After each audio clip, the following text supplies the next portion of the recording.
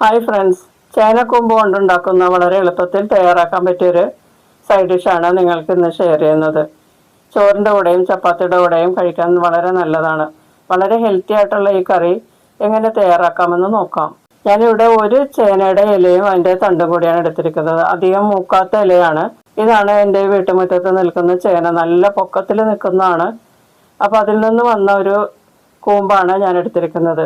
ഈ തണ്ടിലെ പുറംതൊലി ഒന്ന് നമ്മൾ വലിച്ചെടുത്ത് കളയണം. അതായത് പടം കളയുന്നത് പോലെ വലിച്ചെടുത്ത് കളയണം. അത് ഇതുപോലെ ഇങ്ങനെ വലിച്ചെടുത്താൽ നമുക്ക് ഇതിൻ്റെ തൊലി കളഞ്ഞു കിട്ടും. ചേമ്പും താളിലെ തൊലിയും ഇതുപോലെ നമ്മൾ ഇത് വലിച്ചു കളഞ്ഞിട്ടാണ് ഉപയോഗിക്കുന്നത്. ഇനി ഈ തണ്ടും ഇലയും നല്ല പൊടി പോലെ അരിഞ്ഞെടുക്കണം.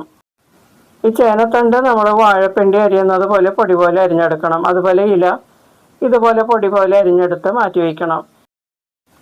ഇനി കുഴിവുള്ള ഒരു പാൻ എടുക്കുക. അതിലേക്ക് പൊടിയായി അരിഞ്ഞ സവാള, ഒരു ചെറിയ തക്കാളി പൊടിയായി അരിഞ്ഞത് ചേർക്കുക. 1 ടീസ്പൂൺ കാശ്മീരി മുളക് പൊടിയും ആവശ്യത്തിന് ഉപ്പും കുറച്ച് കറിവേപ്പിലയും കുറച്ച് വെളിച്ചെണ്ണയും കൂടി ചേർത്തിട്ട് കൈകൊണ്ട് നല്ലതുപോലെ തിരുമ്മി കുഴച്ചെടുക്കുക. ഈ സവാളയെല്ലാം നല്ല സോഫ്റ്റ് ആകുന്നത് വരെ തിരുമ്മി കുഴക്കുക. അതിനുശേഷം അല്പം വെള്ളം കയ്യിൽ എടുത്തിട്ട് കുടഞ്ഞ് ഇതിലേക്ക് ഇടുക.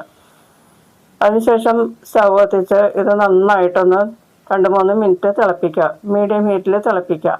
വെള്ളമൊക്കെ നന്നായിട്ടൊന്ന് വറ്റണം. അതുവരെ ഇത് ചൂടാക്കണം. അതിനുശേഷം നമ്മൾ അരിഞ്ഞു വെച്ചിരിക്കുന്ന തണ്ട് ചേർത്തിട്ട് നല്ലതുപോലെ ഒന്ന് മിക്സ് ചെയ്യാം. മിക്സിങ്ങാണ് നമ്മുടെ കറികളൊക്കെ നല്ല ടേസ്റ്റ് ആക്കുന്നത്. മിക്സിങ്ങിലാണ് ഡിഷിൻ്റെ ടേസ്റ്റ് ഇരിക്കുന്നത്. നന്നായിട്ട് മിക്സ് ചെയ്തതിന് ശേഷം ഒന്ന് പ്രസ് ചെയ്ത് വെച്ച് മൂടി വെച്ച് ഒന്ന് ആവി കയറ്റിയെടുക്കുക. അതിനുശേഷം തുറന്ന് മിക്സ് ചെയ്തതിന് ശേഷം ഇല ചേർക്കുക. ഇല ചേർക്കുമ്പോൾ കുറേശ്ശെ ചേർത്ത് മിക്സ് ചെയ്യണം. നന്നായി മിക്സ് ചെയ്തതിന് ശേഷം മൂടി വെച്ച് ഒരു 2 മിനിറ്റ് ചൂടാക്കാം. ഇലയ്ക്ക് അധികം വേവൊന്നുമില്ല, പെട്ടെന്ന് വെന്ത് കിട്ടും. കൂടുതൽ നേരം വെന്താൽ വഴുക്കൽ വരും. അതുകൊണ്ട് അധികം അങ്ങോട്ട് വേവിക്കരുത്. കുറേശ്ശെ മിക്സ് ചെയ്തെടുത്ത ഇല നന്നായിട്ട് ഇതുപോലെ പ്രസ് ചെയ്ത് വയ്ക്കുക. അതിനുശേഷം മൂടി വെച്ച് ഒരു 2 മിനിറ്റ് ചൂടാക്കാം. കൂടുതൽ ചൂടാക്കരുത്, വഴുക്കൽ വരും. 2 മിനിറ്റിന് ശേഷം തുറന്നൊന്ന് മിക്സ് ചെയ്ത് കൊടുക്കാം. വേണമെങ്കിൽ അല്പം വെളിച്ചെണ്ണ ചേർത്തിട്ട് ഒന്നുകൂടി മിക്സ് ചെയ്തിട്ട് എടുക്കാം. തേങ്ങ ചേർക്കാത്ത വളരെ ഹെൽത്തി ആയിട്ടുള്ള ചേനക്കൂമ്പ് കറി റെഡി ആയിട്ടുണ്ട്. ചോറിൻ്റെ കൂടെയും ചപ്പാത്തിയുടെ കൂടെയും കഴിക്കാൻ വളരെ നല്ലതാണ്.